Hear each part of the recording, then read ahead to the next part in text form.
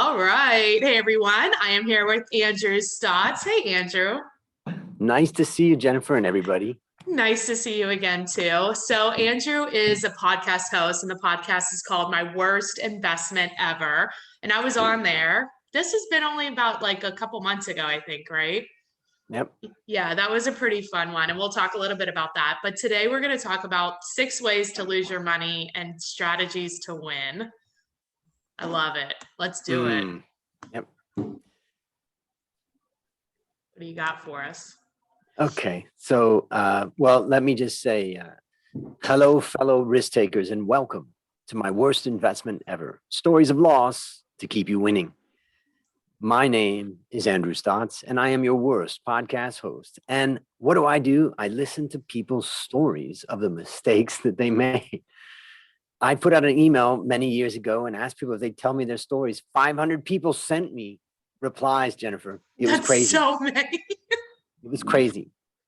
I mean, I always hear from people that you got to test your idea and stuff. So I sent out an email and asked people if they'd share the story of their worst investment. And once I got these 500 stories, you know what I did? Because I'm an analyst, basically for the audience out there, I took a job as a financial analyst when I was about 27, and I've done that job now until, my ripe old age of 93 right now. And no, not 93. Not I'm 50, 93. 55. And I live in Bangkok, Thailand. I'm an analyst. So I categorized all 500 of those and tried to see what common things do they have. And it turns out they fit into 6 common categories. Yeah, I actually am remembering that we sort of talked about this. So let's hear them. So let's get into it. The first one and the most common is failed to do their research. Yeah. It's shocking the number of people. I've had 400 guests now on the show. You were episode 379. Yeah. And for those listeners out there that want to learn about Jennifer's worst investment ever. And I had plenty to choose from. Let's just say that. Yeah. We'll give a word. Patchwork. Yes, exactly. Patchwork is the word. If you want to hear about it, go listen to that episode at My Worst Investment Ever. Now, so the first one is an interesting one because it's amazing the number of people that just give away their money without doing any research. Well, that's why scams work. I mean, I've done it before. We've all done it. I've done it many times, and my mistakes usually cost me about $3,000. That's what, that's my threshold apparently. Yeah, my biggest mistake that I've interviewed out of all the people is 300 million. Now the guy didn't lose his own money. He lost everybody else's, but it was a big loss. So in order to overcome this mistake, what I just tell people is basically get a piece of paper, draw a line down the middle on the left-hand side, write down what you think you're going to get from this investment. Right. Let's think of just the positive side. Do a little bit of research, at least write something down, but focus on the positive. What's the upside? What are you going to buy it for? What are you going to sell it for? Blah, blah, blah, blah, blah. And so that's my first strategy to win, to overcome it, which leads me into the second most common mistake, which is fail to properly assess and manage risk. Yeah. Assessing risk is about before we get into an investment, and managing is usually about once we're in it, how do we manage the risk of that? But we always think it'll be fine. It's not going to go wrong. Nothing will go wrong, Andrew. Exactly. And then someone appears outside your window, climbing on your building. Yes, which is what's happening right now. I can see his feet. Yes. Things happen. So what I like to do is tell people, take the other side of that piece of paper and write down everything that could go wrong. Write down the risks and what is the probability. The best way to do it is really to say, okay, what are the possible things that could happen and what's the probability that they will happen? Right. And then ask the question, and what is the impact if they do? So you may have something that's a small probability, but you could be completely wiped out. So you need to think about that. Yeah. And I like to give an example of what I've learned from the podcast is separate the research you do for your return from the research you do for your risk. And what I mean by that, I explain it through a story. My business partner and I, one of my businesses in Thailand is a coffee roasting factory, and we roast tons of coffee every day. And we had an opportunity to expand. Yeah, we had an opportunity to expand our business to Vietnam. So we agreed that Dale would look into it, my business partner, and he spent a couple of months and then he came back. And then basically we sat down one Monday night and he presented it and we went through all of the upside. It was pretty amazing. It wasn't as big of an upside as I had thought we were going to be able to get, but I really trusted that he had done the research. Right. And I didn't criticize him at all. I didn't challenge any of his ideas. I just asked questions. And then at the end of that meeting, we said, all right, pack up, let's go and have dinner. We went to one of our favorite Chinese restaurants down there near where we were, and we chowed down. And then next Monday, we agreed to meet again. And on next Monday was when we talked about all the risks. And basically that's where Dale's job was, to bring out all those risks and myself to bring them out and discuss them. By separating the research that we did on return from the research we did on risk, it just took all the emotion out of it. It was like, okay. Yeah, but I think too, like having the two people do it, like you guys sort of had like a little board of directors, because it's like that. And I know that that's coming up because I remember you talking about the emotional side of it. But like having people come in and poke holes in it makes a huge difference for sure. And I guess, probably the biggest mistakes that we all make happen when we're working completely on our own. Yeah. And sometimes, you think, I don't want to tell her that because she's going to tell me don't do it. My sister's she's so tough. If I tell my sister, she's going to be like, what? So I think, I'll make this on my own. Right. So yeah, get someone to help. Yeah, for sure. All right. Number 3, the third most common. So now it's becoming a little bit less common. Those two are really common. And this was driven by emotion or flawed thinking. And there's a whole world in the world of finance where I am of behavioral biases. And these behavioral biases basically cause us to make a lot of dumb mistakes. But there's also flawed thinkings in the way that we analyze stuff. So this tends especially if you've never done it before, right? So like if you're trying to start like a coffee roasting business or a real estate business, but you've never done it, there's going to be a lot of things that you think are true that are not true, like this is all honestly, like this is all of college. Like you learn all this crap in like your MBA or getting your degree or whatever. And then you get out in the real world and you're like, well, crap, that's not what it's like at all, Well, and I like that example. And I think that really hits home with the flawed thinking. Most of us have pretty good abilities. If something comes along, we're kind of skeptical. Yeah. Let's say your husband, your wife, whatever comes up with this idea and you're like, whoa, wait a minute. We got to go through this. Right. We have some structure that we follow to investigate things that we're interested in investigating. But sometimes we just throw all of that out the window. And I'll just tell you a quick story. One of my good friends from Pakistan, he basically was one of my first guests, and he is a really smart guy, finance guy. We're both presidents of CFA, Society for Financial Analysts, and he was in Pakistan. I was in Thailand, and he came on to tell his story. He said, some people call me from London, and they had a piece of land, and they were going to develop it. It was right outside of London, and it was really cheap right now, and there was going to be some approvals, and next thing you know, it's going to be worth a lot of money. Right. And for this guy, he's like, wow. And within a couple of days, he had transferred $10,000 to complete strangers and never saw it again. I mean, and I'm telling you, this is not a dumb man. This is a smart man. He knows how to do it, but you just get caught up in emotion. We do, especially like for real estate, like residential real estate is really about that. And that can transfer to investments in real estate. It happens all the time. Like the houses that I invest in, I really like them, but like liking them has no bearing on, is it going to make money? But I really don't buy anything I don't like. It's stupid. Yeah. I mean, I know my sister's a mortgage broker. She's in Maine. And, I bought a condo in Thailand because I walked by it and I liked the street that it was on. It was connected to a park. I just watched it being built from scratch. I walked by it every day. So I thought I'll buy one of those. So I bought one before it was built. And then I just realized, wait a minute, this is half the size of the place that I'm renting, number one. And I'm never going to live in it. And it doesn't have really a balcony. It's just like, and I thought to myself, why did I buy this? And my sister said, she had something that I always took away, which is that if you walk into a place and it doesn't knock you out, don't buy it. Right. And that, if you got something that you really like, I mean, I guess that there's an aspect that your type of client will like that too. Right. That's true. I didn't think about that. Yeah. All Well, right. my sister's got a lot of wise things to say. So Sounds smart. yeah. All right. So number 4, this kind of goes along with the story I told you about my good friend from Pakistan, but this one is misplaced trust.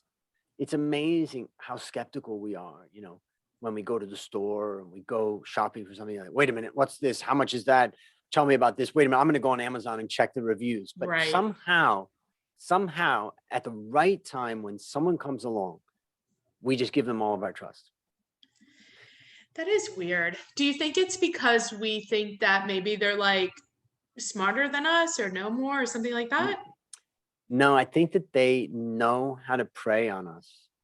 They Oh, know how to push the buttons. boo. They know the story. They know how to play it.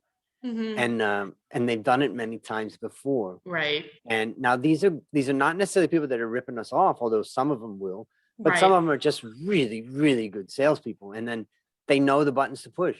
Right. And next thing you know, you're transferring money to someone. Right. Like what the You heck, press the button man? and you go, oh shit. You remember have you ever had that feeling where sweat comes off the top out of your head and you're like, oh no, what did I just do? What did I do? Yes. Exactly. That's happened. Yes. So that's number 4. Okay. Misplaced trust. And I like to tell people, remember, forget about all those crazy books that say, hack this and the secret to this and the shortcut to that. There's no shortcut to trust. It can only be built through time. And communication. Totally. Because otherwise it's just, it's not there. Right. All right. Number 5. We're almost to the end of the list. This one is failed to monitor their investment. Well, actually, though, I agree with that, but it's a great way to pick up property of owners that have like failed to monitor. That's interesting. But they just neglect it. They neglect it. They haven't increased the rents. Like you can add value to the property, which are great investments usually. Well, except for the patchwork house, because that's what was going on there. But it's a great example of how, when people are making mistakes. I teach a class called Evaluation Masterclass, and I teach young people how to value companies. Nice. And I always say, the less that you know, the more you're welcomed into the financial industry.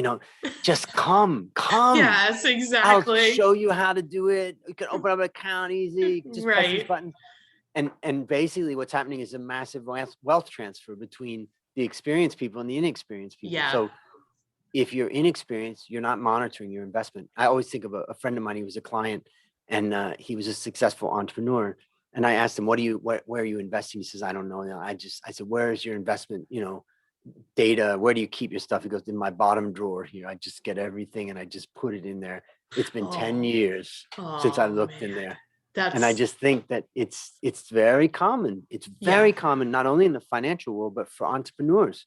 Yeah. They work so hard. And I'm sure in your industry and everywhere, everybody's working so hard for the client, but they oftentimes neglect themselves. So once you set up your investment, I recommend that you follow a predetermined monitoring process. And I like to explain it like, if somebody comes along and wants you to invest in their restaurant and you like the idea, it's an Italian restaurant, there's none around, this guy's Italian, he knows what he's doing, he's done three before, like everything's there. Ladies and gentlemen, before you give him or her your money, just ask them, look, once a month on your slowest day, Monday, I want you to spend half an hour with me covering the results of the prior month. We can do it at the second month of the third month of the third Monday of the month. Doesn't matter, but once a month. And they'll agree to it before you give them the money. After you give them the money, it's a little harder. Exactly. And that's the recommendation I give people that are like starting teams. It's the same thing as you're building your team. You bring on team members. It's like predetermine when you're going to meet and like always meet like at that time. Like don't miss it. Yep. Even if things are going well. Great advice. Yeah. Now you know that was great advice. Yeah, exactly. Well, I had As to if bump you my head needed a me few to times. confirm that. Yeah, exactly. I definitely failed in that a number of times. Yeah. All right. All right. So And now the final, do we need a drum roll? Yeah, we need a drum roll. Okay. And ladies and gentlemen, number 6 is invested in a startup company. And this is a little bit strange because all of them are kind of like actions, but this one is just like, what? It's just a group. I just had so many people that lost money by investing in a startup company that it just felt like it's its own category of mistake. That's not always a mistake. Well, I never said it was always a mistake, but it is a common mistake. And remember, Jennifer, I'm not making any judgments here. I'm just reporting what I found. And what I found was a lot of people came and they said, I lost money in a startup. And I think the thing that most people kind of forget is you get caught up in this, Michael Gerber said in his book, The Entrepreneur, the E-Myth. Oh, that's such a great book. Such a great book. But he talks about the entrepreneurial seizure, when you get so excited about your idea that literally nothing can stop you. Yes. And it's that entrepreneurial seizure that helps you believe that you can beat the odds. And the odds are very, very slim. The odds are maybe 1 in 10. And even then, 1 in 10 is just surviving. But to actually thrive, where you're paying yourself a big salary and you're even getting dividends for your shareholders and all that, we're talking about probably 1 in 100. Yeah. Yet every entrepreneur believes that they're that one. Exactly. And so it's the madness of the entrepreneur, but it's also the respect that I have for the entrepreneur, from my, entrepreneurial stuff I've done, but all the entrepreneurs out there. We need you, but we need your madness. And so what I try to tell people, just remember, when you go into investing in a startup company, remember, you're likely to lose it all. And if you remember that, it helps you to say, okay, I'm not going to put all my money in this. And it helps you to have a little bit different expectations. And one piece of advice I would say, since I'm a financial guy and I've spent 30 years working in finance, working with lots of companies and all that, one piece of advice for anybody listening that has a startup and you say, I don't want to end up on Andrew's list. I don't want to end up on Andrew's podcast telling a story about how I lost my advice from a financial perspective is close your books every month. And if your accountant goes, oh no, you don't need to do that every month, say, nope, Andrew said, do it every month. And then get your financial statements every month. And you will reduce the risk that you go out of business, so much. Yeah, because you can move quicker and you can see patterns faster and things like that, for sure. Yeah, and things don't get out of control. I mean, I have one little part of my business is basically cutting the Gordian knot of entrepreneurs, startups, medium-sized companies just have messed up their accounting and their finance so badly, just because they just didn't know what to do, and they're trying to run their business and not accountants. We untangle those, and then we get them to have monthly financial statements that are on time and accurate. And I'm telling you, it's like tears. I just presented it to one of my clients, and he's like, I can't tell you, it's been years since I've been able to see anything like this. And it also helps me kind of separate from my wife.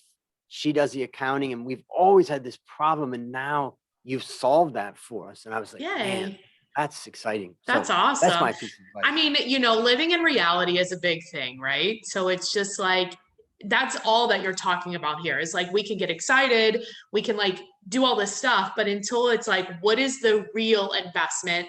Does it pass like all the sniff tests? And you can still, it's okay to move forward with an investment that like you believe in, that doesn't necessarily look like it's going to have as big of a return as you thought, but know that, and that will make a big difference, right? And then monitor it, like you're saying, because then you can really see, is it working, is it not? And that's it. Like, that's it. Yep. Yeah. No, I get it. I really appreciate you. Stuff. It is simple, but it's hard. Nope. Absolutely. I appreciate you being on. If people want the list, I'll put it at jennifermertlin.com/vault. Now, if people are interested in taking one of your courses on evaluating companies, or they are interested in sharing their story about their worst investment ever, what is the best way to get a hold of you? Ladies and gentlemen, just come to myworstinvestmentever.com. There, you'll see one of those annoying pop-ups. And that annoying pop-up basically says that you can get a 25% discount on all of my courses. What do you want to learn about investing in the stock market? What do you want to learn about the finances of your business? Or what do you want to learn about how to value any business in the world? Get that discount there. But for those people that say, holy moly, Jennifer, I have a story to tell Andrew, just go to the contact menu on the page, myworstinvestmentever.com, and send me a message. It comes directly to my personal email, and I'd be delighted to have you on. Awesome. Well, I appreciate it. Thank you, Andrew.